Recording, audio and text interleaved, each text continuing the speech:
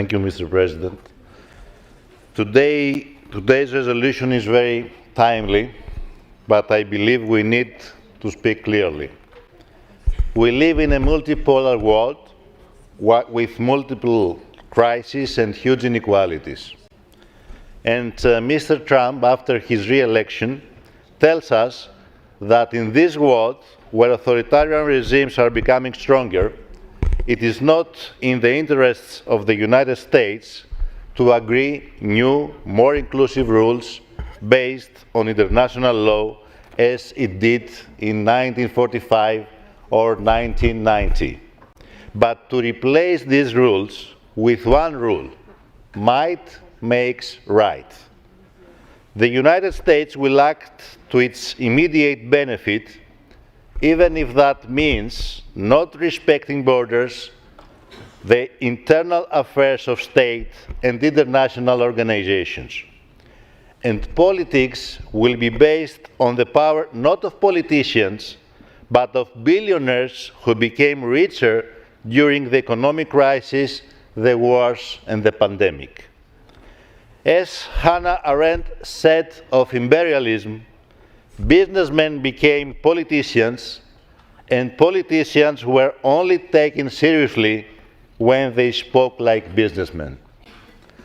All this, however, did not come out of nowhere. The rise of far-right populism is based on the contradictions of neoliberal globalization that led to a global economic crisis and huge inequalities. It is based on the fact that there was no fair transition to the green agenda, and the costs were paid by consumers while big companies became richer.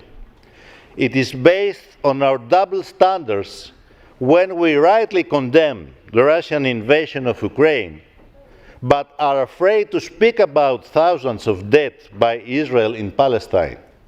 And we are afraid to talk about peace in Ukraine and let Mr. Trump and Mr. Orban speak about it first.